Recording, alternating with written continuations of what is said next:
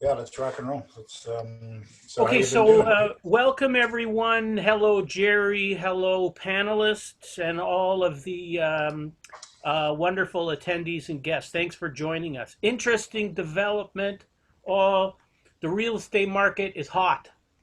Oh, that's good to hear. We are just weeks past what was arguably the worst economic crash ever to hit our country. And we find for the week ending June 7th in Toronto, 42% of Toronto freehold properties sold over asking price. Wow, that's awesome. On today's podcast, we'll explore why, and we will hear from realtor Ian Walterhouse about how landlords can enjoy guaranteed income. This and lots more, including tax talk with my business partner, Jerry Hogenhout from CIS, Canadian Investment Services. We also will have Brian Pulis from Pulis Investments, all about residential multifamily REITs, the one REIT segment that has not been badly bruised by COVID, having an investor mindset and investing in condos with Brian Bogart from Next Level Success Coaching, startup king and realtor since 1998. I call him the startup king. He's started up a number of businesses. Jeffrey Lucher has more than 20 years experience selling residential and commercial real estate should you buy in Toronto or outside Toronto. Jerry, what do you Yeah. say? Are we psyched? Are you psyched? We're psyched. We're We psyched. have We a got we have a lots. pretty good agenda, right? We got a lot. I'm psyched. We got a good crew here tonight. You should probably, David, maybe you should start us off with your Rock Your Mortgage Minute. Tell Okay. us some mortgage All stuff. right. So let's jump into the Rock Your Mortgage Minute here. Quoting Toronto stories, and I paraphrase, we are just weeks away from the worst economic disaster ever to hit our country, and we find for the week ending June 7th in Toronto, 42% of Toronto freehold properties have sold over asking price. In That's other awesome. recent news, Awesome. despite the real estate market being on fire, at least in Toronto, CMHC attempts to throw a wet blanket over the real estate market. In a recent press release, CMHC said, following declines in 2020, housing starts, sales, and prices are expected to start recovering by mid 2021 as the pandemic recedes. You know, Jerry, as a kid, I was taught that if you don't have anything nice to say, then don't say anything at all. Why Well, does we CMHC we feel it needs to make such banal and depressing comments? I mean, it's all just guesswork at this point. Anyways, and if the performance of this past weekend's real estate showed us anything, it's that it's largely impossible for anyone to reliably predict what is going to happen. Perhaps CMHC just wanted to set the stage for new policy changes that will restrict the amount of mortgage debt people will be allowed to take on effective July 1st, next month. The reducing of maximum debt servicing ratios that we mortgage brokers use to qualify people for mortgages will reduce by approximately 10% starting July 1st. In addition, they're increasing the minimum credit score requirements and they're not allowing mortgages with borrowed down payments any longer. By all appearances, Jerry, I'd have to say CMHC is not just bringing bad news, but they're taking an active role to try and force house prices down. The good news in all this is that there are other mortgage insurers. Isn't competition a great thing? Canada Guarantee and Genworth, the other insurers, have announced that they would not be following CMHC's latest tightening of lending guidelines. So it's not all bad. So, why do house prices keep going up despite massive unemployment? Well, it's the old story. Over 100,000 people move to Canada every year, and most of them land in Toronto. People from all over the world want to move their money into Canadian real estate, especially because it's a peaceful country, welcoming to all, with relatively low levels of government corruption as compared with many other countries in the world.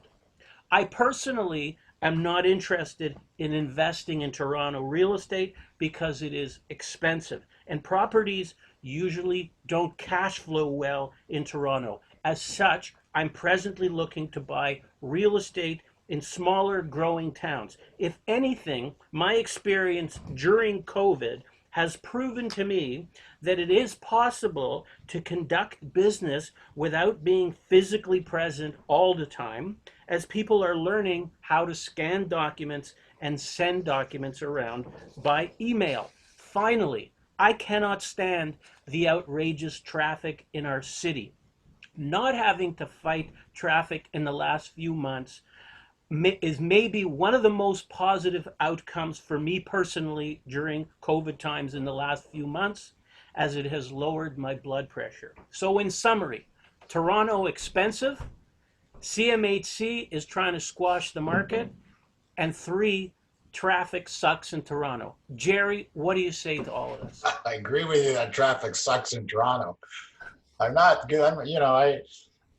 After everything we've been through here, it's very nice to hear some optimism. So it's good to hear that there's houses, multiple offers, selling over lists. So that's all a good thing. CMHC, I can't figure that out at all. I mean, to explain that to the, our kids that are trying to buy homes and need the help of CMHC, but can't quite figure that one out. But it's glad to hear a lot of the other insurers are not following suit. But I guess that makes the rental market even stronger.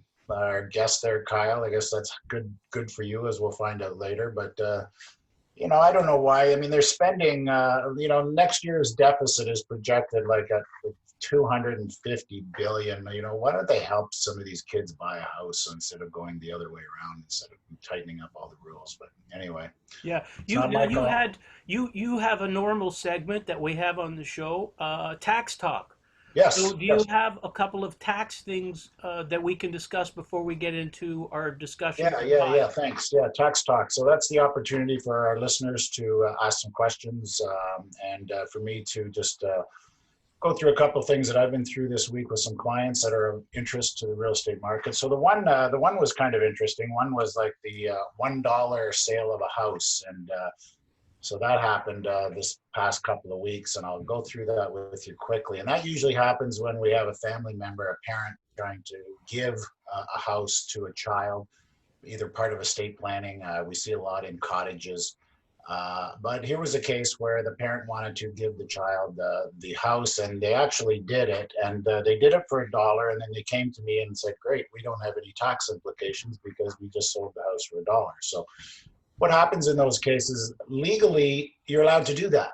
You can sell a house for $1. That legally is okay, but we got a tax issue. Okay, so there's two different issues. One is legal, one is tax. So legally, that's okay. Tax wise, we have to transact between family members at fair market value. So it doesn't matter what the sale price legally was. We have to transact at fair market value, and we have to deal with all the tax implications. We have to deal with land transfer tax. So land transfer tax will apply on the mortgage amount if there is a mortgage amount on that transaction. So if there's no mortgage, then we can do that without a land transfer tax being applied. So that was an interesting one. There was another one of interest. I think so. I had two clients, two construction guys. So they're doing kind of a fix and flip. So they buy a house, they bought it in a corporation.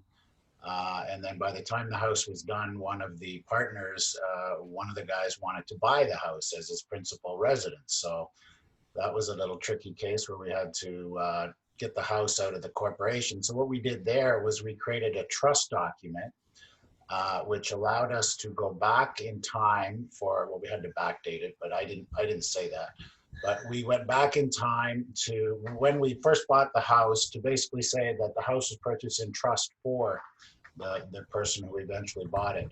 So that got us around the land transfer tax and basically having to sell the house twice So we were able to pull that house out of the corp using a trust document. There was still some implications as far as the corp money being used for the house, but just an interesting note that you can use a trust document in these cases to help in those situations. So that was just a couple of interesting things that I thought might share with people. But people are And certainly welcome to ask their questions. But thanks, Jerry. And I think the self-employed deadline was extended, right? It was originally supposed to be no, no, yes. no, no, no. The self-employed, there's always two issues with your tax return. One is the filing date, and one is the payment of tax.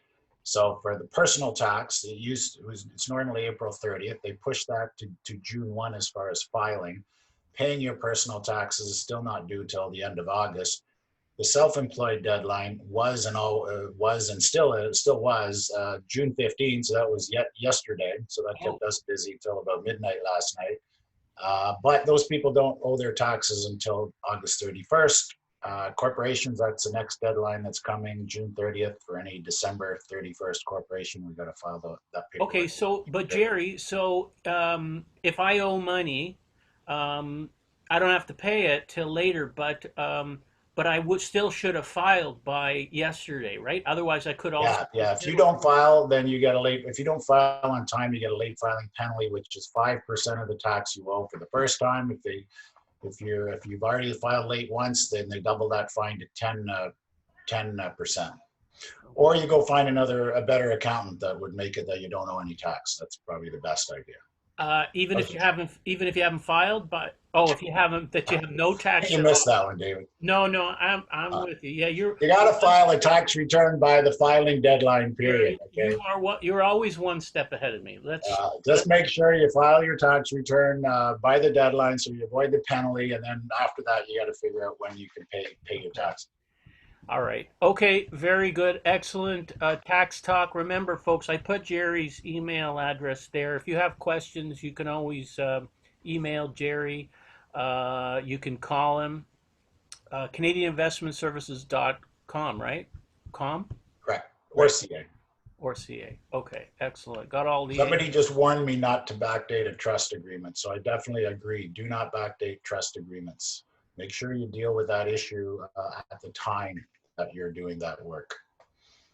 All right. Okay. Very good, Jerry. Thanks for the update. Okay. So next up, we want to have a word with Kyle Pulis from Pulis Investments. I know Kyle's family, and Kyle has been, I guess, basically leading the charge of late, but his family has a lot of experience developing real estate in the Hamilton area as a great niche that they have. And Jerry, I know that for years you've been recommending Pulis Investments as Fantastic company. one of the residential Kyle, can we do a test? Can we hear you okay there? Yeah, I Okay, can hear you excellent. guys. All right, welcome. I see you're smart. You're sitting outside enjoying some Yeah. nature. That's a good idea. Yeah, I got two really young boys, so the thought of enduring COVID back in the city just wasn't an option for us. So Yeah. we eloped up to the cottage right in March. We got back from Florida, decided to quarantine up here, and just figured, what's the point of going home, right? So Nice. uh, up until now, it's been a bit torturous enduring the cold spring we had up here, but we're starting to bear some fruit around here now, so it's nice. Yeah, it's Sounds, been sounds, sounds like you have a good Wi-Fi signal anyway up there, wherever you are. Yeah, for that we got. Okay. okay. Excellent. Well, welcome. So, I mean, Kyle, tell us a bit about Pulis Investments, some of the history. What's it all about? What's the strategy, and how do people get involved? Sure.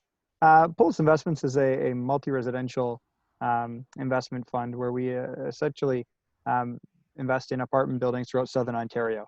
My dad and I started the company back in 2009, where we came together, joined forces, and decided to use my youth at the time and his wisdom to come together and start an investment company where we could basically share our family's knowledge in real estate, our ambition, and our expertise with the rest of the public across I started with actually family and friends and then grew to the general public across Canada.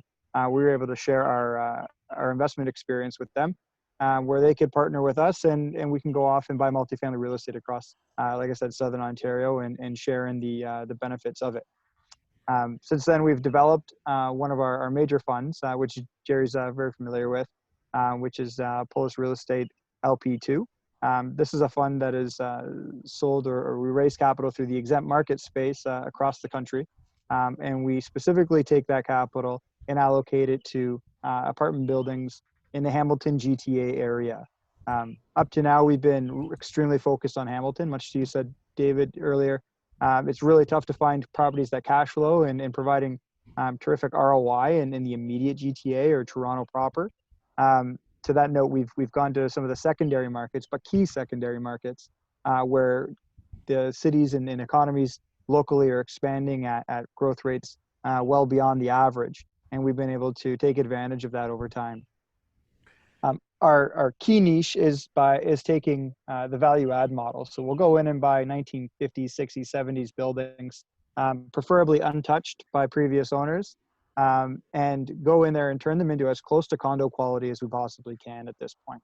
We try and add in amenities like in-suite laundry, in-suite HVAC, open up the floor plans, modernize them as best we can from the inside out, so that we can compete on the rental scale as close to we can as some of the condo rental market. Kyle, we've got some questions coming in That was quick. regarding minimum investment and return. But before we get to that, I want to ask you, how is your REIT dealing with COVID? Because I know that some of the REITs out there have been having a difficult time, particularly if they have office and retail. You are purely residential. How are you managing? How is rent collection coming along?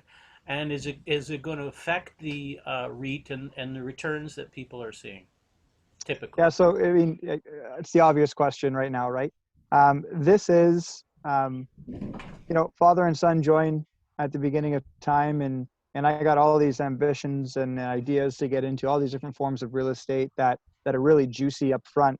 But and exciting to me as a young buck, and my dad constantly telling me, Kyle, let's build our base with multi-residential, because no matter the time and all the things you cannot foresee right now, you got to make sure you have a solid foundation into something that is going to be there when you need it.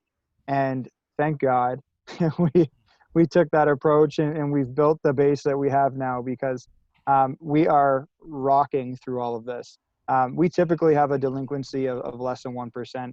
I think the last 3 months, being March, April, and May, we've averaged 1.2% delinquency.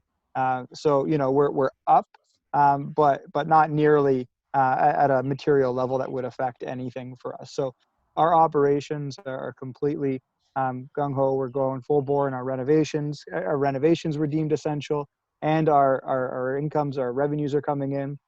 Really, the only thing that where we've been affected is just on the property management end of things. We're fully vertically integrated, so we have all of our service providers are basically controlled by us. And property management was one of those key ones that we insisted on keeping in house for things like this. I mean, again, you can never really predict a pandemic, but you can predict difficult or rough times, whether it be a recession or economic slowdowns or policy changes, what have you.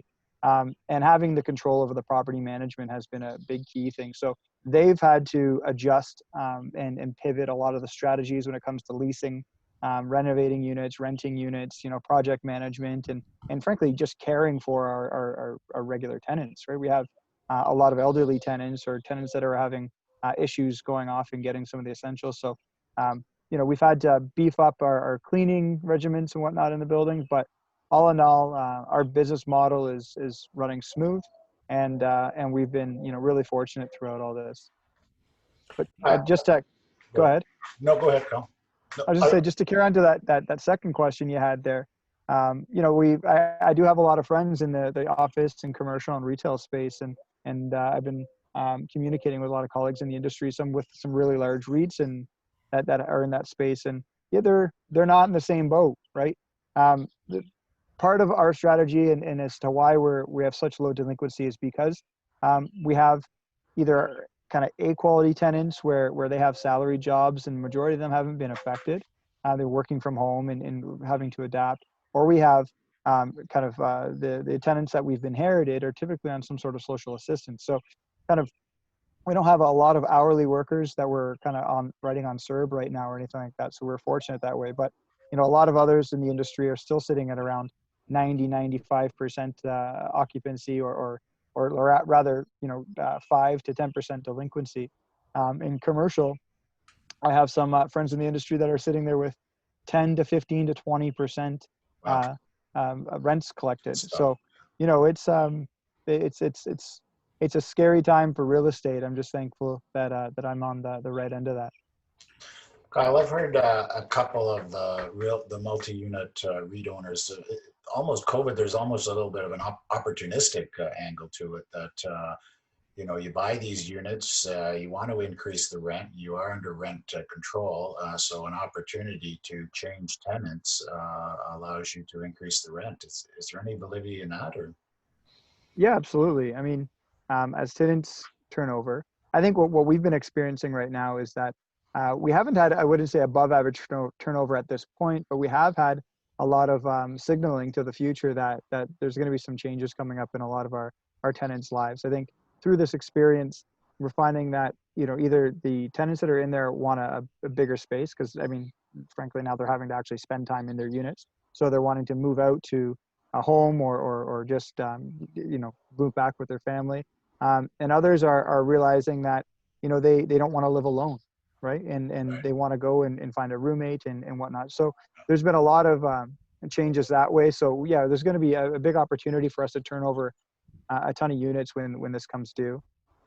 The other opportunity, which not to give away all the secrets here on this, but because I feel like this is one that I've recognized, and when I talk to others in the industry, no one seems to have figured out yet. But and maybe it's because we have our own property management, but the level of care and the amount of work involved right now in managing these properties has gone from a fairly passive investment to being extremely active as a property owner. So historically, we have our own acquisitions department that goes out and we try and cold call and door knock for all the building owners in the GTA and try and get them to sell to us. And a lot of them are legacy owners or owners that have been around the building for 30, 40 years, getting on in age, but have enjoyed it up to this point where 3 months, 4 months of COVID and having to deal with all the intricacies of managing a building through a time like this has begun to wear out a number of these individuals. So on an acquisitions front, there's going to be I believe there's going to be a wave of properties coming up to market over the next 12 to 24 months of people that get to the other end of this and realize that they don't want to be a part of another one like this. So it's better just to get out while they got their youth and maybe a few hairs on their head and pursue future ambitions. Are you That sounds like. Go positioned ahead, to take advantage of some of these opportunities from a cash standpoint? Are you guys ready or? Yeah, absolutely. We've been raising capital throughout COVID and it's funny because, I feel like being able to talk to your investment broker and things like that are the only things that make people feel like they're being productive. So we've actually been doing pretty well on the capital raising end of things throughout the last few months. Not only that, we got a number of refis coming in. Just before I was on this call, I was reading a commitment letter for a refi of a couple of buildings. So we're strategically positioning ourselves to be cash heavy going into the fall and into the early next year so that we can, soak up a lot of these opportunities. Okay, very good. There's a few questions we have. What are the I'm just going to read two or three, okay? Because Sure. what are the typical number of doors you are buying? What's the approximate price per door? And do you ever think about creating condo? What is this? Are you taking buildings to condo I think quality? that question, is whether you're buying these buildings to eventually convert into a condo status. Oh, okay. Okay. So building size, frankly, it'll range depending on the amount of cash we're sitting on or how desperate we are to deploy it. And that's kind of across the board in the industry right now with the tightness around inventory. So we'll go as low as 25. Actually, we have an acquisition coming up this fall is 25, and up to 80, 90, 100 units. So it's quite a range. We like to try and stay under the 100 unit mark because that's where a lot of the real larger REITs come in and they usually trade in-house. And we want to stay above 30 or 25 or 30, where a lot of the mom and pop investors kind of work within. So we kind of find a little niche there in the middle where there's limited competition. Average price, man, it keeps going up and up and up. Just a few years ago, I would have said around 125 to 150 a door. And I think this year we've got our first building under contract and around the 200 mark, and that's in Hamilton. So the unit price as well as cap rates, unit prices keep going up, cap rates keep going down. And yeah, it's, but thankfully on the top end, everything's kind of working. The math is still working out and making sense. Condo conversions, those are a difficult one. I mean, there used to be a time pre publicity around the shortages we're having in the apartment sector and actual amount of apartment unit supply. Now it's really tough to find a municipal government that would approve a condo conversion because essentially you're taking away rental stock. So really difficult. We've done it in the past. There's a couple projects that we'd like to pursue because they just slip by on some metrics, but it's not a part of our regular business model. All right. I noticed your last few purchases have been larger apartment buildings. I think, am I right? You used to be the 20, 30 units, and now you're getting into much higher units. Is Yeah, that I just mean, buying opportunities, said, or is that a business model? It's a bit of both. On any given year, you can never tell what's going to come up. So you just scoop up what you can, and as long as the numbers and everything work out long term. So the last couple of years, yeah, we just I'll have a board meeting actually next week where we're approving 60 unit purchase right in the heart of downtown Hamilton. Nice. Right by St. Joe's Hospital. It's an A++ location. Fantastic building. Again, that's a 60 unit building. We just closed last year on a 66 unit building. I like the 50, 40 to 70 unit mark. That's, excuse me, my real sweet spot. The economies of scale that you get when you start getting up over 40 units begin to really show its effect. 40, 50, 60 units, all the maintenance costs, a lot of the common area stuff, whether it be even just snow plowing and grass cutting. These are the things that, you don't even really think about until you have a 15 unit building and you realize that that's like 2-3 units for like 20% of your building's rent collection for May going towards grass cutting and snow removal for the year. So, things like that really begin to eat in, and you learn the value of scale. Okay, there's a question here from Navtaj. What's the minimum investment? What are the returns like? How many units do you have? And would you consider buying multi-units outside of Ontario? Okay, what was the first one there? Minimum subscription, I believe, is 5,000 for A-class units and 10,000 for D-class units. You can talk to Jerry if you want to get a description as to what those different classes are. Average return is around 10%, little more than that. We do a 6% dividend or distributions every year. Usually it's 1.5% a quarter, and then we target about 4 to 6% of growth on top of that for our unit value. So together they're usually around 10-12%. You're gonna go ahead, Jerry. No, I was just going to say that dividend return. There's a good tax advantage to that as a return of capital. So yeah, there is. That doesn't even hit a tax return, and I mean that's a great thing. I mean that's especially if they have a good accountant. You guys do the 50-13s. So I just plug in.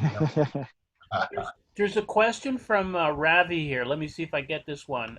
For you, Kyle. Turnaround of age-old multi-res to improvise with modern amenities. What is the cost to income ratio comes out? Okay, so brass tacks, we'll spend about 60,000 a unit. That's an average across the building. That's including common area expense, like averaging in common area expense. We'll build out a gym in the unit and some of the balcony restorations, things like that. So on average, when we've like rehabbed an entire building, it's about 60,000 a unit. But we'll increase our rents by anywhere between $600 to $1,000 a month for that increase. So you can do your own calculation for the cash on cash return, but the net appreciation of the unit has gone up. We'll usually net out about $200,000 per unit. Okay. Now, I think, do you have to run, Kyle? Because there were more questions for you, but No?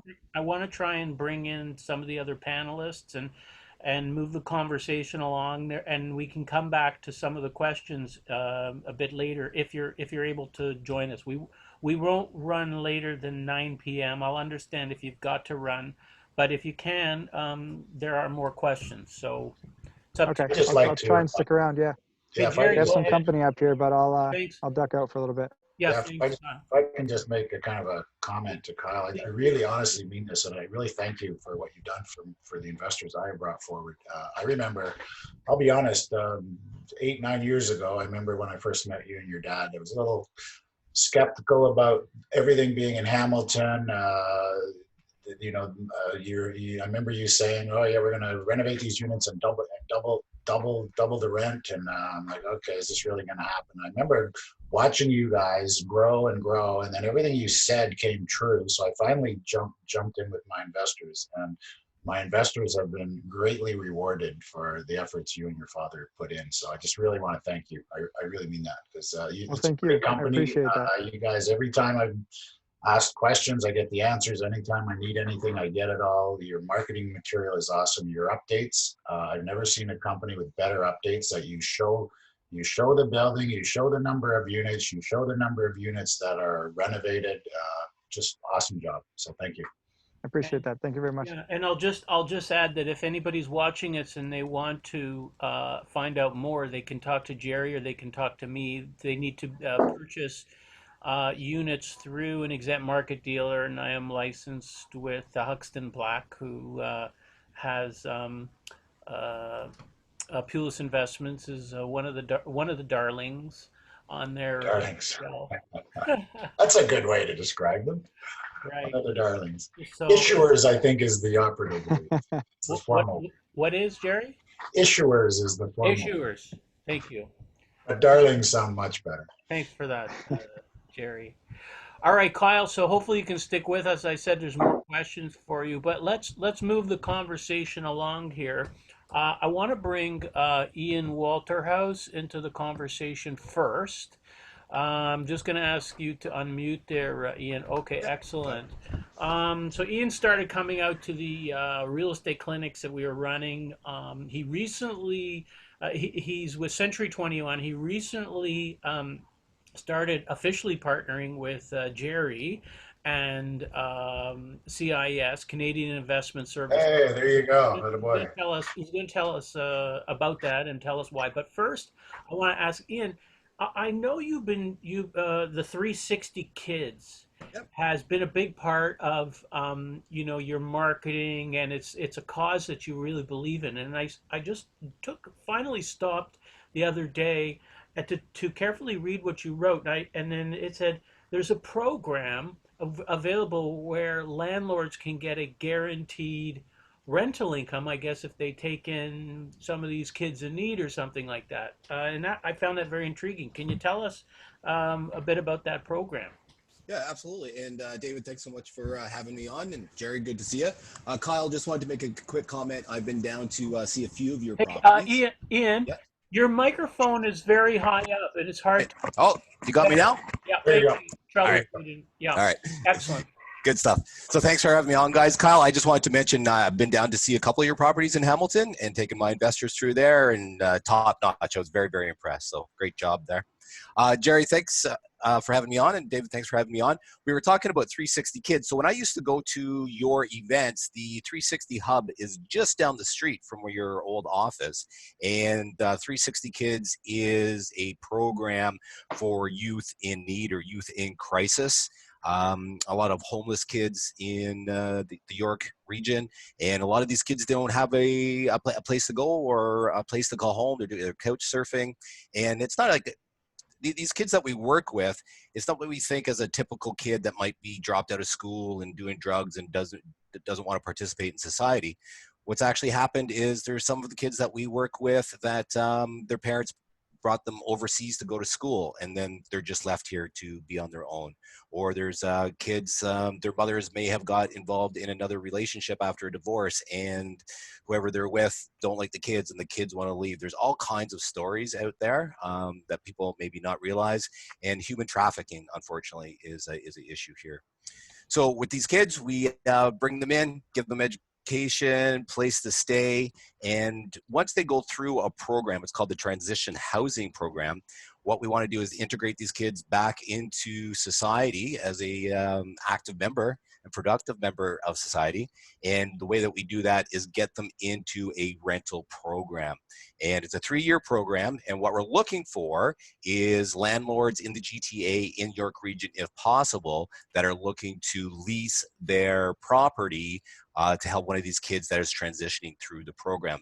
Now, the great thing is the rent is guaranteed. It's a 3-year contract. The contract is actually between the landlord and 360 Kids as the organization.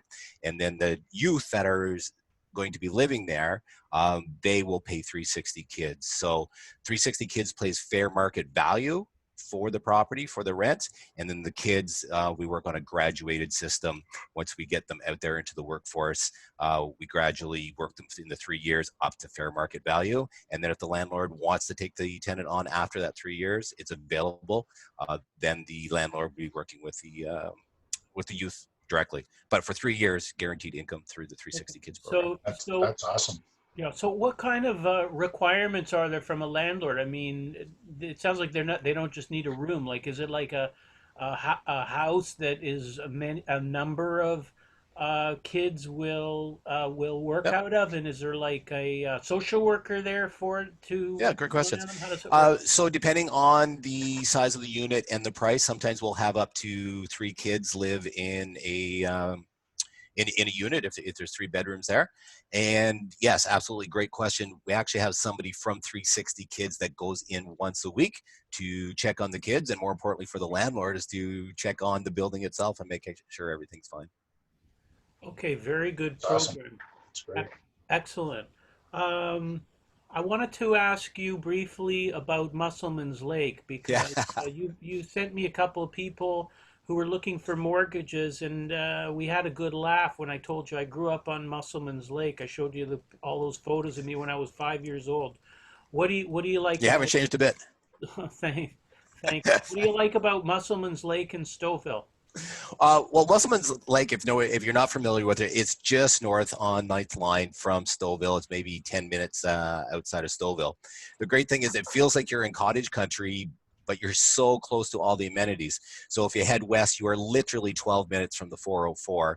And then if you head east, you can get to the Lincolnville GO station in about 12 minutes, which takes you right downtown. So I actually have clients that commute from the lake downtown, and then they come back and they're living on the lake. So I've had a number of properties up there. You were talking earlier about properties moving fast.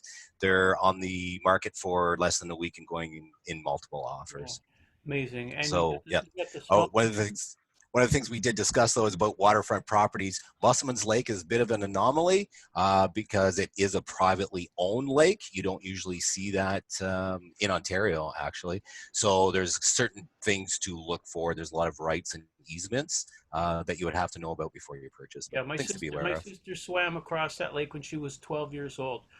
Okay. Ian, tell us about your new association with CIS, Canadian Investment. I know you've always believed in providing a full suite of services, including investments, opportunities for your clients, and you decided to partner up with Jerry Hogan, my business partner, also from CIS.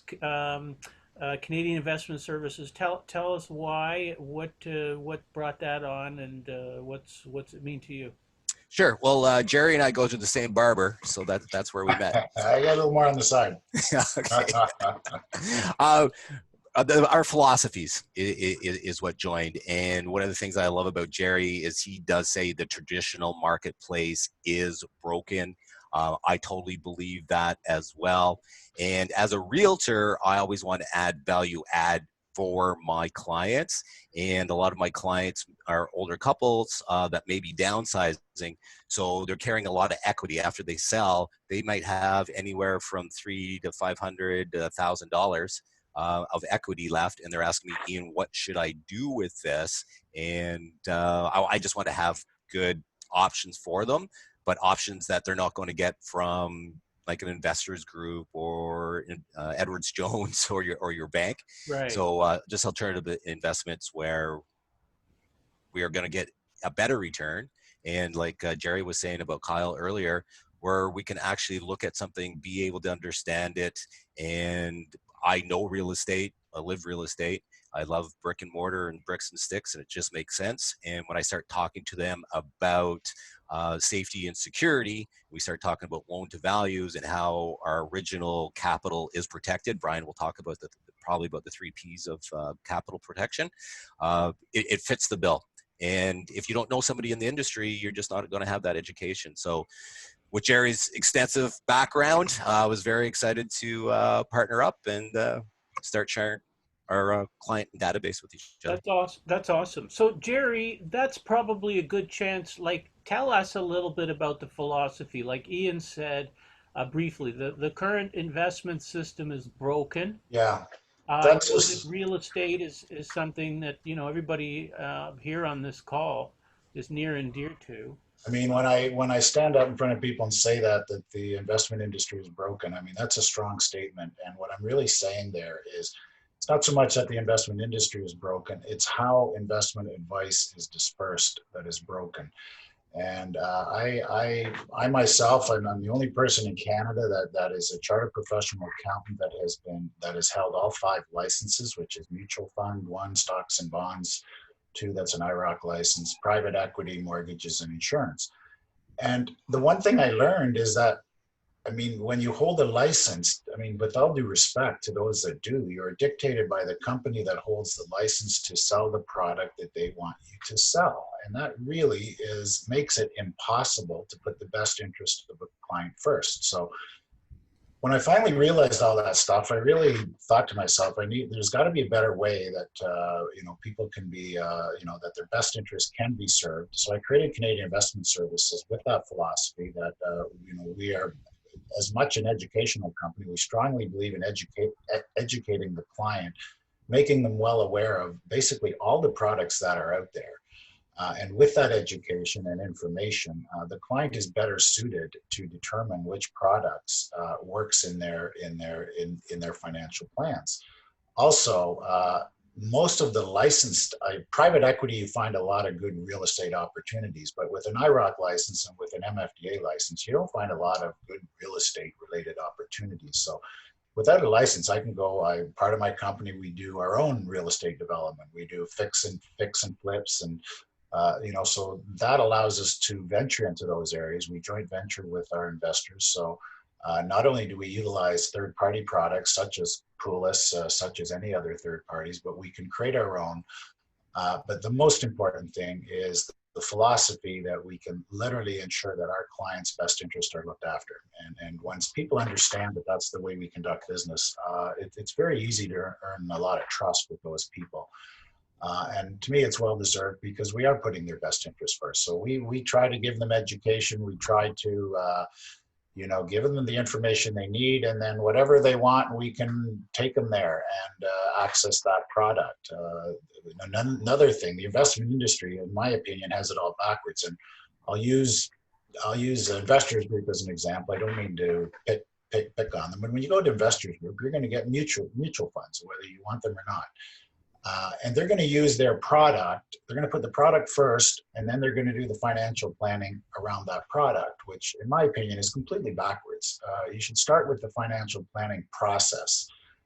Figure out where you want to go, what you want to do, how you want to get there. And then after that, then we figure out what products that the client wants to take them there. So to me, the whole investment industry has it backwards. So a Canadian Investment Service, in my opinion, we do it the right way. We start with the financial planning process. We start with educating the client. And then after, the last part of it is figuring out what product they want to to implement their plan. So Okay, so like Paul is asking, are you a broker? Are you an EMD? You're not. You're an educator. Is basically is what. well, no, again, I choose to operate Canadian Investment Service without an investment license, which means I have to go through licensed agents to access products if I want to go into the what I call the traditional investment marketplace, where the 5 licenses are: mutual funds, stocks, private equity, mortgage, insurance.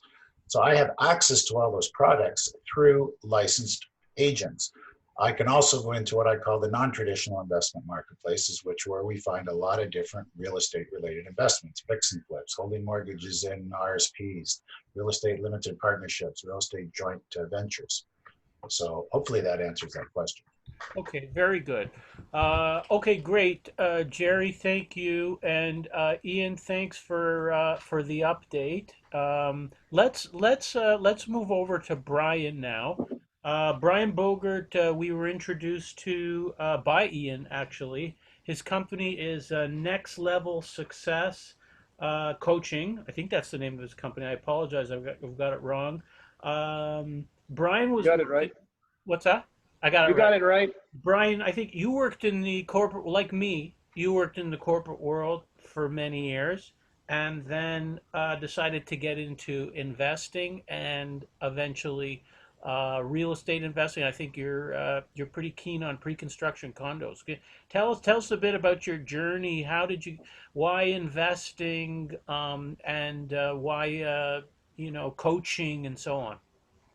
Yeah, it's a pleasure to be here. Thank you for having me on tonight. And before I start into that, I just want to say, Jerry, maybe you're not a singer, but what you just shared a moment ago was music to my ears.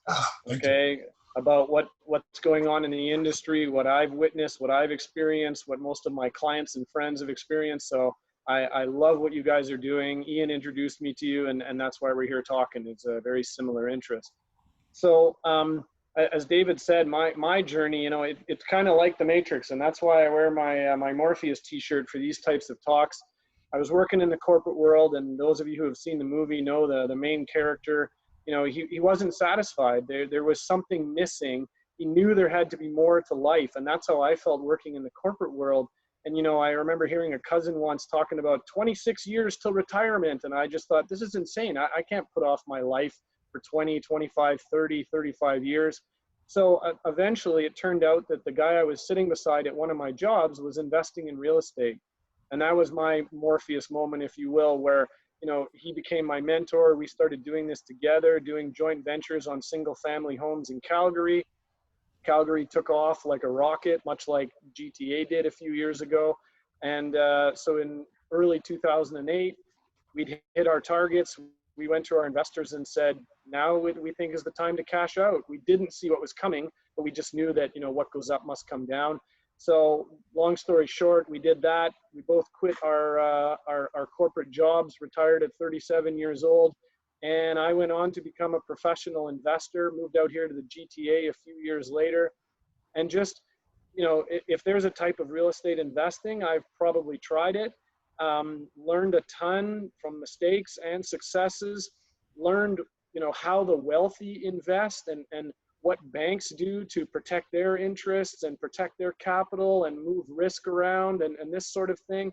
Learned that the risk reward ratio that we're taught, where, higher reward must mean higher risk, is BS. There are ways to protect and mitigate that risk and enjoy higher and higher returns. And about 7, 8 years ago, people were saying to me, Brian, you should be teaching people about this. You should be sharing what you've learned. Like, people don't know about this. It's like you've pulled back a curtain to the Wizard of Oz. And I said, yeah, absolutely. So I didn't want to become a financial advisor or financial planner, much for the reason that Jerry was talking about. I saw the conflict of interest there. So I decided to become a financial coach, a wealth coach. And this way people are paying me to share my experience, to teach them, to educate and empower them so that they can go off and make their dreams come true. So my purpose is freedom, creating more freedom for myself and for others. And that's what I'm showing people how to do by becoming a successful investor.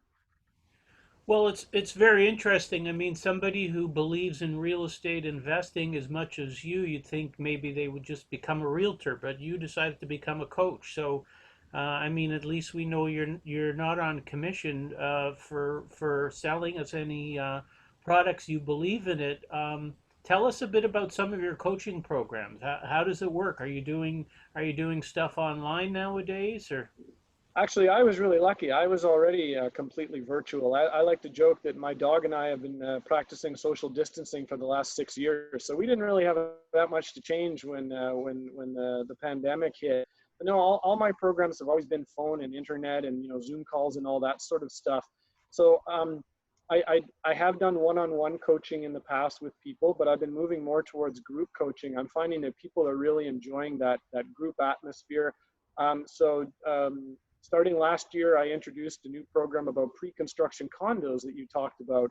Because one of the things that I saw out there in the industry is it seems to be fairly typical of like people come for an info night or there's a webinar and there's some information that is shared, and then immediately it goes into a sales opportunity into a particular project.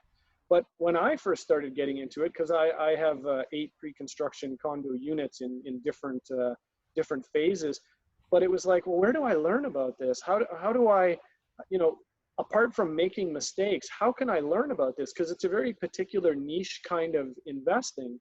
And so I created a program where there's nothing for sale. There's no unit for sale or project for sale at the end. I'm literally showing people how I was able to get these 8 units, and I'm taking it from the, what is the starting point all the way to closing. And then if you're going to manage the property or whatever your exit strategy is going to be. And then as Ian pointed out, I show people how to do what I refer to as the 3 Ps: protection of capital, because that's the thing that keeps most Canadians from investing, is they're afraid of losing the money that they're starting with. So how do you protect capital?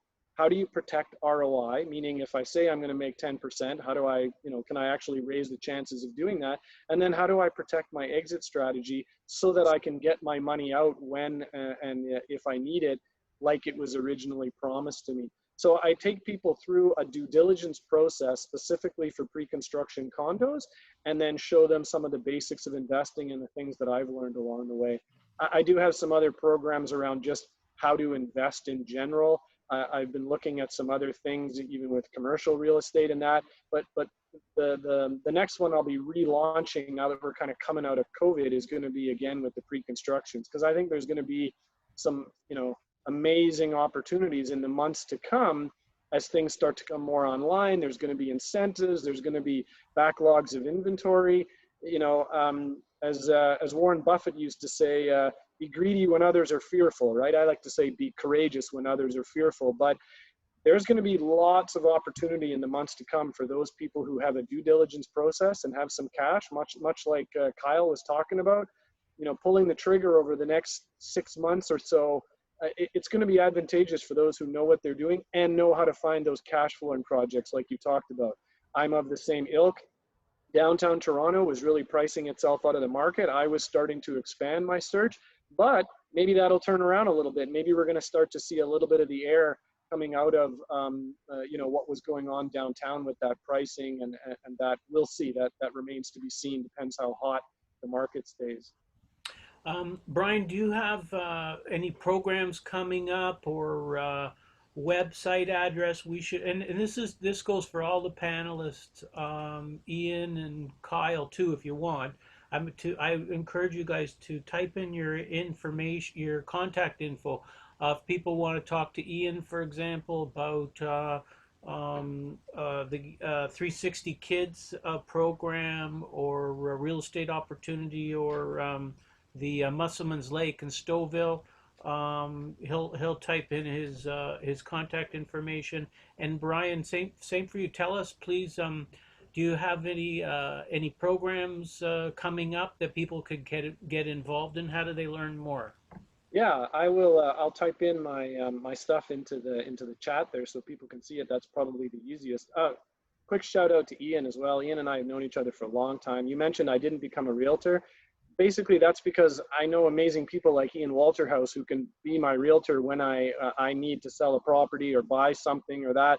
Ian, you know, I've worked with him. He's got a phenomenal process. I love what he brings to the table in terms of customer service and knowledge and that. So it's like, well, I'm not going to be able to do it better.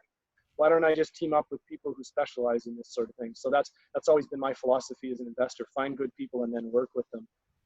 Yeah, my pre-condo program, I'm going to be launching the next one probably starting in July. So I'm going to be reaching out to folks. I was about to launch right when COVID hit, and then it was kind of like, well, people need to figure out how they're going to pay next month's rent, never mind buying a pre-construction condo. So I kind of hit pause there for a little while. Now I'm getting that back up and running again. So I'll be sending out some stuff and starting the next one. And it's all virtual. You know, people can do it. We record all the calls, that sort of thing. So I'll include information and people can reach out and find out more about that. And basically once we get the, you know, the minimum number, it's all done on Zoom calls, and I use a program for modules for people to do assignments and stuff like that. And it's a great, and people learn from each other. We create little communities inside of it. So yeah, July is going to be a starting point for the next pre-con program, and it's called How to Double Your Money Buying Pre-con Program or Condos. So it's right there in the name what you're going to get out of it. Awesome. Brian, is there a website that people can go to get more information? I know somebody's asking about where to get more information, prices. Yeah, I'll type it in there, but it's basically N as in Nancy. So nlscoaching.com. All right, NLS is Next Level Success, but the website is just nlscoaching.com. You'll see me right on there, my ugly mug. You can send me a message, and we'll start communicating. Okay, that's great. Well, I got to do a shout out for Kyle here. There's an investor. I won't say his name, but he says, I have been an investor for a few years and have been very satisfied and can confirm all you state is accurate. There you go, Kyle. You got a happy investors listening in. Sorry, David, I cut you off. Yeah, no problem at all. That's good news. Thanks very much for that, Brian. Okay, we've got your website there. Excellent. And Ian's too, and pulisinvestments.com. And Jerry, you'll put your contact info too when you can. Let's have a word with Jeffrey Lucher. How you doing tonight, man?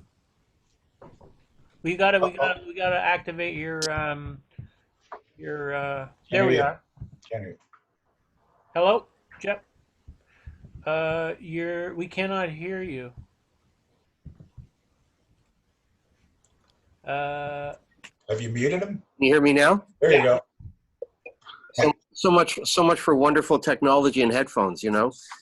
You think it's going to work the best, but lo and behold, it doesn't work at all. Well, it sounds good. We use the speaker in the laptop. That's exactly, you got it. Fortunately, my laptop is back up and working now. We can hear you and we can see you very well. So welcome to the David and Jerry's Real Estate Cafe. Good to have you. We were introduced to you by a good friend, Darren Dobson, who's Darren. on the call. I see Darren. So now we had a conversation, and you know we've been talking tonight about Toronto versus not Toronto, and I know that you're very keen on a project in Kitchener-Waterloo. You want to tell us a little bit about the project and what interests you about that one? Yeah, for sure. So Waterloo is a hub for technology right now. First of all, thank you for inviting me. I think Darren may have outspoken on how good I am, but that's okay. But thank you anyway for inviting me into the panelists tonight. So Waterloo is a real hub, and it's a real growing hub. As we know, Waterloo started with technology of BlackBerry, and it's really taken off. The universities in BlackBerry, the universities in Waterloo have really gone into technology in a big way. What really entices me on the Waterloo project is the fact that the major technology companies are now resituating themselves into the Waterloo market.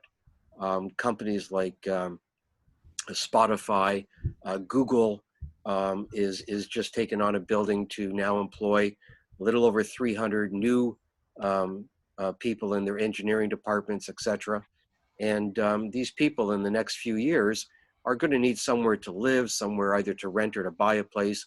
never mind Spotify and all the other major corporations that are moving into the Waterloo hub. And there's a new project that is just coming on stream. Actually, it launched about a week or 10 days ago now. They have 2 buildings starting up on a high-rise condo, and 90 townhouses. So what I really like about it is the fact that it's not expensive. It's an investment on either on a buy and hold, or on a buy and flip once it's ready for people on an assignment deal. It's just an exciting area right now, and a really growing area. There's just so many areas that are prime. You know, there's still areas in Toronto too that are great areas, depending on where you want to go and what you're looking for, especially on a preco. But Waterloo, price-wise, seems to really have a hold on the marketplace, and that's what I really like about it. Now I know that they have some of these micro condos. Are those still popular? Like now with COVID, people might be staring at the four walls and getting impatient, I think, in the smaller units. What's the demand like for these the small, less under 500 square feet? So the demand now is more for 500 plus square feet. The studio apartments are okay, or micros if you want. For my mind's eye, they're still a studio apartment anyway you slice it. You're right. It's a very limited market. People buy them. They're not always happy that they bought them. It was a great idea for investors to go in, buy something cheap, and flip it, not even ever close on it. And as you know, if you don't close on the condo from an investment perspective, you're saving a huge amount of land transfer tax. But there seems to be more of a push now for a 1-bedroom, 1-bathroom, defined 1-bedroom, 1-bathroom with full living quarters that are more amenable to today's marketplace.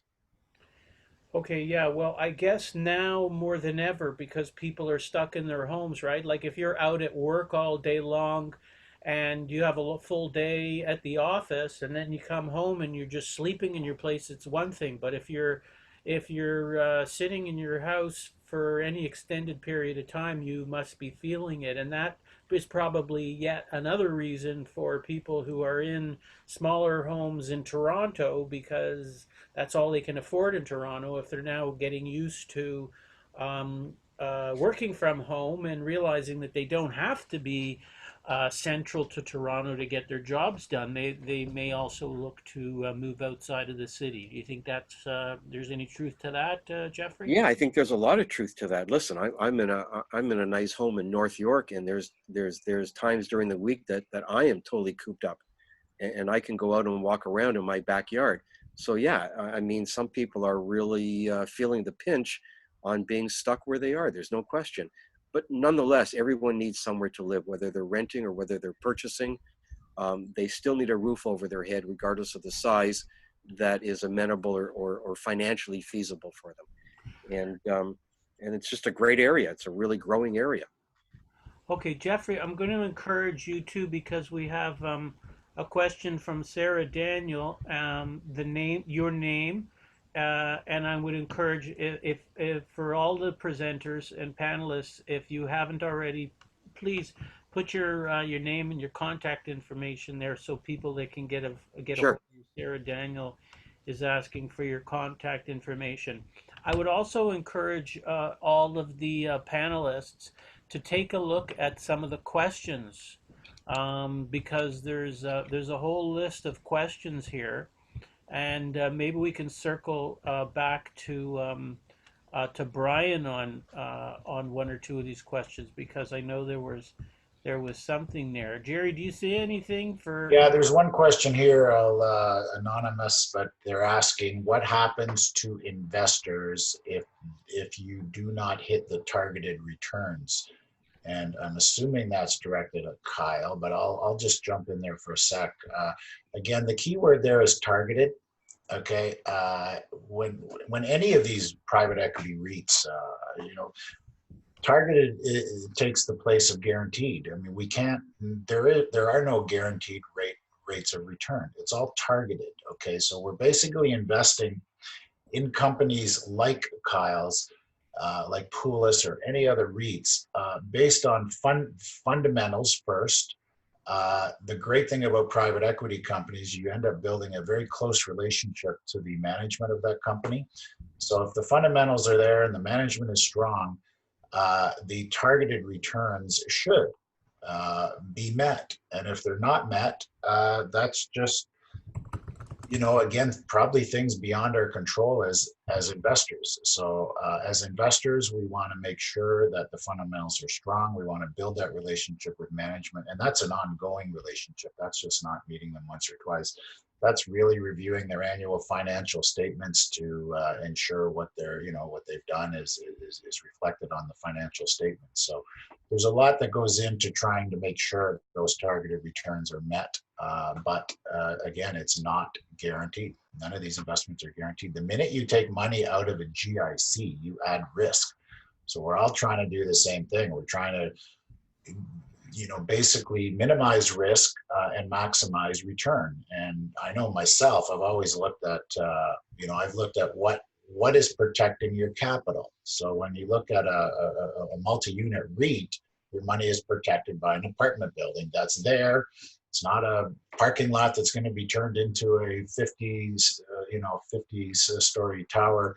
That apartment building is there. There are people living in there. There's cash flow being generated from that apartment building. That's what's protecting your investment. So we try to minimize all the things that can go wrong, but it's impossible. There's no way that you can, ensure nothing goes wrong. Things can go wrong, so certainly targeted is the operative word there. I don't know, Kyle, if you want to add to that when someone says, what happens when the targeted returns aren't met? There's No, that. I mean, Yeah, and sorry, I'll just add to it, Kyle. There's that, and there was also a question. I don't know if you touched on this before, Kyle, but there was a question about what are the cap rates that you are buying at now. So there's yeah, two, I'll start two with questions. the return one. Thank you. I mean, Jerry, you hit the nail on the head, right? I mean, at the end of the day, there's nothing with a zero return other than a GIC. But there's a few things obviously you can do that can mitigate it. One, invest in hard assets that are recession resilient, much like multifamily, like I'd mentioned earlier. Not buying into future value of things. But then I think even if you do, I mean, you got to look at the track record of the company and the investment product that you're looking at, right? What's the history of their ability to produce these returns? And who can you partner with on the investment side of things that can help guide you through this process and help underwrite and do the due diligence on the deals, right? And this is where David and Jerry come in, right? Working with individuals that are professionals in the industry and understand the investment products that are out there and the risks associated to them, and have personal relationships with the management teams. These are all things that you can do to help mitigate the risk in and around placing an investment. So as far as cap rates, so again in Hamilton, and just to be fair here, Hamilton's been the main focus of our investment only because there's been an absolute once in a generation opportunity to buy a property in a community that was so devalued and is in like this slingshot approach back to being part of the GTA and one of the top tier cities within it. So we're riding that wave on its way from on its way up, and we're going to continue to. But that being said, it's certainly not the only community that we're active in and or are looking at. Looking all across Southern Ontario, KW being a big one, Guelph, Cambridge, in and around this whole kind of West GTA and North GTA. So cap rates vary across all of those cities. Hamilton seems to be becoming more and more Toronto-like as the prices go up and the word of how great the community has been and how fast and it's developing and how terrific it's developing is kind of the word's getting out. So we're seeing cap rates. I just bought a building at about 3.5. Where 2 years ago I was buying buildings at 4.5, 5 caps, and 2 years before that I was buying them at 6.5, 7 caps. So it's been a quick ride down. I'm hoping it begins to slow and cap rates kind of begin to stabilize a little bit. But yeah, I'm really not seeing that happening until it hits are 3%. 3% seems to be more or less the floor in and around the GTA, and I think that's where Hamilton's going to be headed. Kyle, there was also a question for you. Would you buy a motel in Niagara Falls to convert to residential? I assume that was a question for you. I mean, Niagara Falls is a great area. Any of these border cities, well, I mean, I'd be cautious to see what the long-term effects of COVID are to the community, but um, Niagara specifically and the surrounding region have been, pretty well um, at growing out the economy and taking advantage of some of the cross-border activities that have been taking place as the GDP between the countries have been growing. Um, it's a much more detailed answer needs to be given, but questions need to be asked on my front. But it all depends on what the state of that motel is, and I only really bring that up is because of the construction risk involved in doing a conversion, and then the from construction through to bylaw zoning and all those sorts of things. I mean, there's a lot of hair on that, a lot of ways that can go wrong if you're not experienced. So community aside, just a conversion process of going from a motel to a residential property can put a lot of people underwater there. So if you're experienced, then sure, it could be a great opportunity. But to make it your first kick at the can of looking at zoning and that sort of thing, I would really either bring on a really good planning consultant or and get advice from them before converting it, or just stay hands off. Um, There's another question here, and it's directed at me about the targeted returns. So the question is, when you say targeted returns, they are simply that there must be some discussion of worst case scenario, not merely the rosy picture. So I'm glad that was brought up because, again, as I said before, the minute you take money out of a GIC, you add risk, and that risk literally is the ability to lose your investment. So I know my philosophy is to spend 50% of the time talking about the good about an investment and 50% of what can go wrong. So once again, I go back to making sure the client is properly informed and educated about the investment that they're in. The worst thing that can possibly happen is for an investor to something to happen to an investor that they weren't aware of, that they didn't know that could happen. So before we make any investment in any company, we go through all the good and all the bad. So the client is well informed, and again, any investment. That's just not a real estate income trust. It's any investment. You pull your money out of a GIC, and there's risk. And that's one of the reasons why I really, I'm not a big fan of public assets. I'm not a big fan of mutual funds and stocks for the simple reason that the risk is far too high compared to the return. And I'm not saying you can't make money in the stock market. You can, but the risk that you're taking is much higher. And we go back to looking at what protects your money. And as Kyle said, hard assets, houses, apartment buildings, they're real. That's what's protecting your money. So, again, on that question, we spend a lot of time going through all the negative that can happen to these investments. So the client is well aware of everything that can go good or everything that can go wrong. And ultimately, it's their decision then to invest in any product that we talk to them about. okay, thanks, Jerry. There's a question from Chuck, Director, Akron Management Consulting. I think, if I understand the question, I think maybe that's something I can comment from a mortgage standpoint. I'm going to read the question and we'll see. If one wants to buy an investment property, but since he's a salaried person, he cannot adjust income rentals versus the mortgage payments he would make on that new property. Will it be better to form a company, inject that money in as share capital, and then buy the property? Okay, so I think I understand the question the way I'm reading it. Jerry or any of the other panelists, if you see it differently, you can comment. But I think what he's saying is that if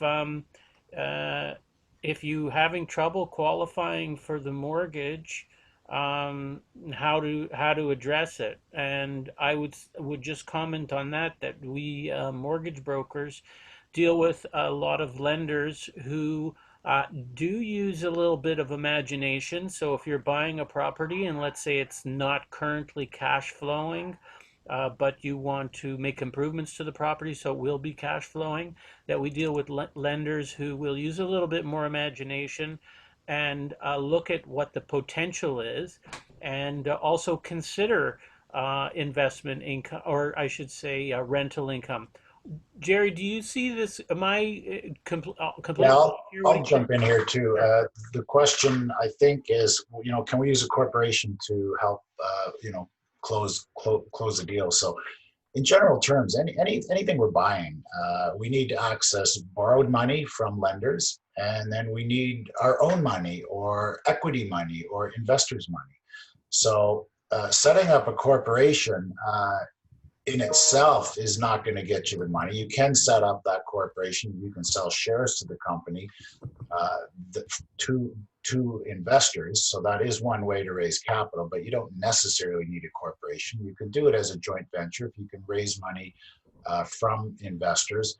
A very common method is a limited partnership, where you set up a limited partnership, and the company operating that business venture is the general partner, and then we set up a limited partnership where the investors can come in as limited partnership. Their risk is limited to the money that they put in. So I think that question was kind of, can I use a corporation to raise capital for for that building they were talking about? And the answer is yes, but that's not the only way. So a corporation, if someone wants to buy shares, but again, that's probably not the preferred method, because if you're raising money from 10 people and you have 10 shareholders in a corporation, I mean, that's, there's many things that can go wrong that are beyond your control as far as just the logistics of people, not the investment.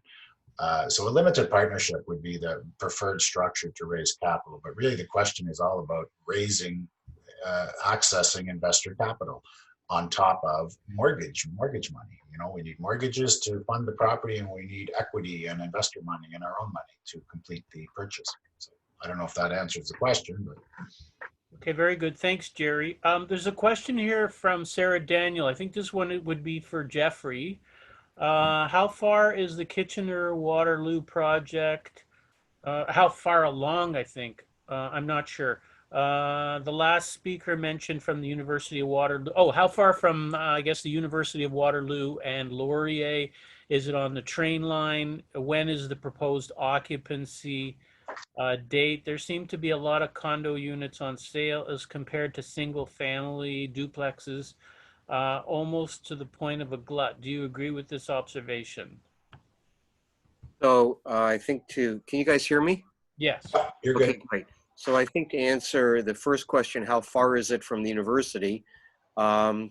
It's about a 20-minute walk to the university, or maybe a 5-minute drive to the university. However, as a realtor, I'm not really promoting students being able to acquire or rent those units down the road.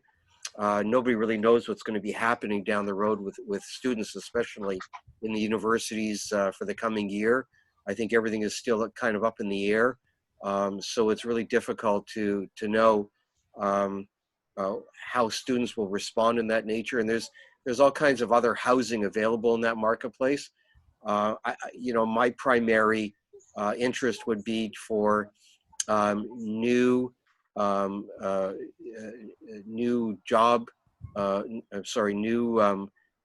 people that are obtaining jobs with the major corporations that are out there, for Google or for some of the other major corps.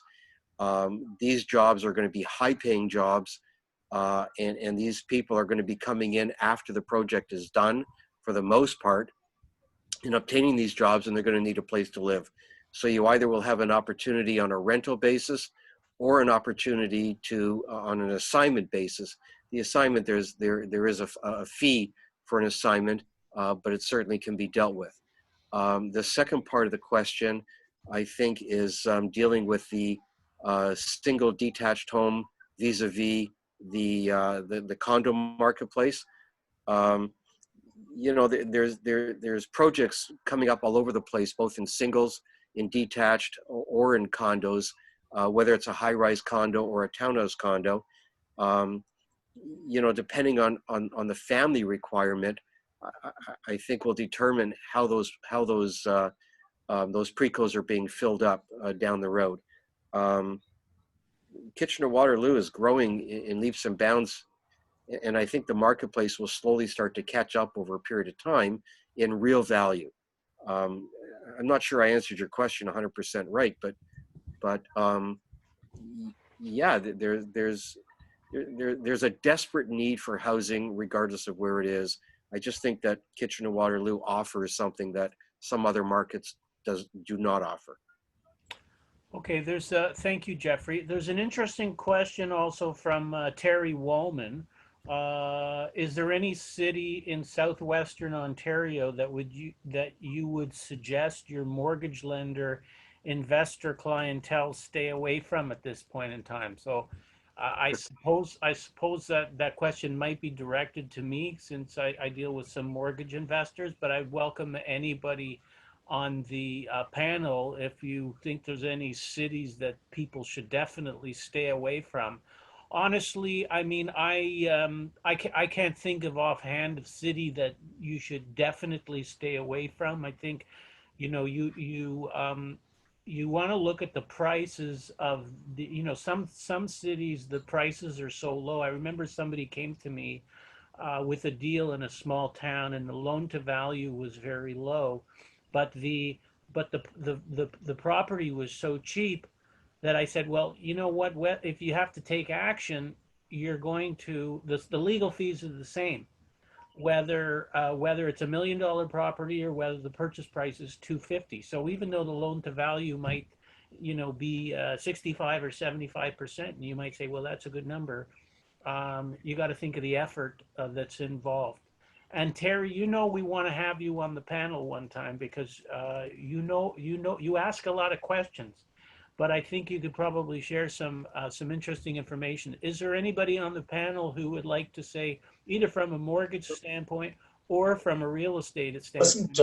Wasn't Windsor on that do not lend list many years ago? But I think I think they're off that list now, aren't they? Anybody have any experience? Windsor's still a pretty tough market, if I don't mind jumping in here. It's still a pretty tough market, as is Chatham. You know, it's still pretty tough to get any kind of yields back on those marketplaces. You know, the Windsor Chatham market, which is really high in the auto business, seems to really have some downsides more than upsides, and I know that market fairly well.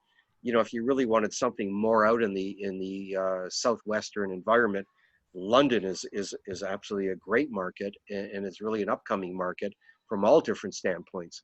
I'm not sure London has a whole lot to offer in the pre-co market, but certainly if somebody's looking for strictly an investment property to buy something, fix it up and flip it, or to buy something and hold it on a rental basis, I think London would probably have more to offer than a Chatham or a Windsor market would have. What about Strathroy? I'm asking really growing. I'm asking that for a hidden reason that we can't disclose. But what about Strathroy? Well, no, Strathroy is really growing. You know, it's kind of that little hidden gem that I think in the next 10 years, if it's a buy and hold, you could see some returns. Hidden gem, Jerry. Hidden gems. We'll fill you in at one point. Yeah. No worry. Yeah. Okay. Sorry, I sidetracked. Yeah, no, that's good. Yeah, Jerry and I have identified an interesting opportunity in Strathroy that we've been discussing, but it's a little far. You know, the thing is how far away from Toronto are you prepared to?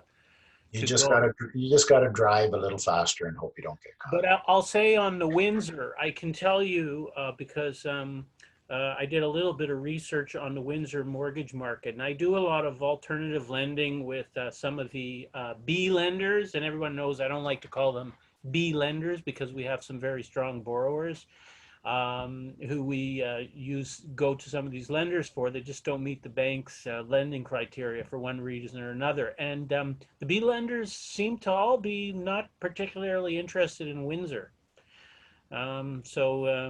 So that's, but you know, nowadays they're scaling back from a lot of smaller towns. Small cities. Terry makes an interesting point. He says, stay away from small town, not small cities. Towns are very different than cities. Yes, I know you want me there. On the show, that is. London was a great place for years, but now with universities and colleges potentially being virtual classrooms, you have to wonder, and that's a very good point because the landscape could really change. I mean, there's a lot of people who are into student housing, and we had Lena Gurgis, property manager, on here a couple weeks ago talking about how she was, I guess, repurposing uh, some of these student housing into seniors residences. So, I mean, anyone have any thoughts on what could likely be the outcomes with student housing? That's another sector that could be badly hurt even this September. I really can't see where it's going to be virtual forever. I mean, I still think there's going to be a need for people to, go to school, go to class. So I can't see where the student rental market is going to be that adversely affected. That's just my own opinion. But Well, I can tell you, if just for a moment, my youngest daughter happens to be a teacher, and she teaches for a private school in Richmond Hill. And although she has a contract for next year, they have already told her to prepare herself not to go back to class. So, they are teaching virtually, and they have been up until I think last Friday was their last day at school, but for a private school. But she's already been warned that although she will be teaching, it still may be virtual. yeah, it still may be virtual, and the other thing to keep in mind though is that a lot of people are not in a very strong liquid position, and if they're counting on income from their investment properties and they can't get it, they still have to pay the mortgage on it. The deferrals Yes. are going to be up and over before too long, so the effects could be very serious. Um, I want to just quickly to see if let's go quickly through the panel. We're gonna wrap it up with Jerry's gonna have a final word on something to do with the bank. I don't remember what it was. oh, thanks. Okay, yeah. So on closing notes, so I just wanted to introduce a new thing we're doing in Canadian Investment Service. So we're creating this what I call a private bank of investment capital, where we're basically creating a good solid database of people that are interested in any type of investment, not anything specific. This bank holds no money; it just holds names and contact information.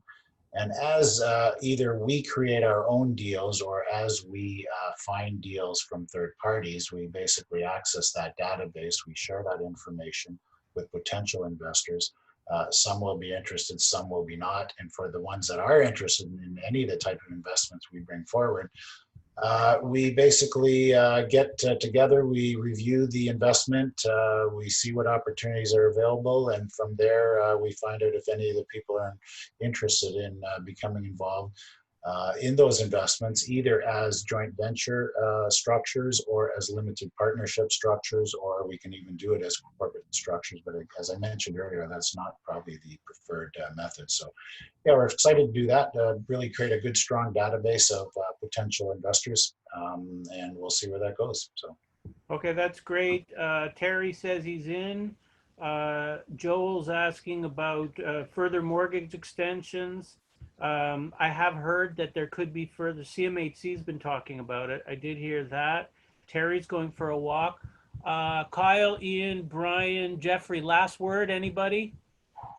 10 seconds. Closing thoughts, Jeffrey? Yeah, go with whatever your gut tells you to go with. Be safe, stay healthy, and there's lots of opportunity out there. Thank you very much, Jeffrey. Appreciate it. Brian, final thoughts? I just want to say that, the Chinese characters for crisis are threat and opportunity, right? Fortunes are made as well as lost in times of crisis. So don't sit on the sidelines. This could be the buying opportunity of a lifetime. All right, very well said. Thank you, Brian. Ian or Kyle, final thoughts? Ian? I just want to thank everybody for taking the time to come out. We had mentioned about 360 Kids. If anybody does want to do business through us at the Walter House Real Estate Group, just know that a percentage of all the income that we bring in through commissions of real estate sales goes directly to 360 Kids. So not only will our clients benefit from our award-winning service, but the kids at 360 Kids are going to benefit as well. That's awesome. Ian, thanks very much for being part of the podcast tonight, and welcome to CIS, Canadian Investment Services. Kyle, you got the last word, man. No, yeah, I just wanted to thank you guys for having me on as well. This was great. Last words, you know, I agree with the rest of the guys. This is going to be a feeding frenzy of the next little bit. Terrific opportunities are going to come around.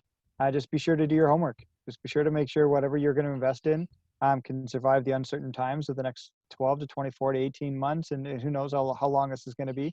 Just make sure that you're not going to overextend yourself, and that whatever you're going to invest in is going to be, you know, able to survive the next little bit, and then enjoy the ride after it. All right, awesome. Appreciate you Words of being wisdom. on the show, Kyle. Jerry, another one is down. We're done for the night. We'll see you again in 2 weeks Okay. with a whole new roster and another version of Tax Talk. Yeah. And we appreciate it. Guys, reach out. Thanks to everybody at home or wherever you are who tuned in. And thanks to all the great panelists for being part of tonight's podcast. We'll see you all in a couple of weeks. Bye, everybody. Thank you. Thanks, David. Thanks, everybody. Good night. Bye.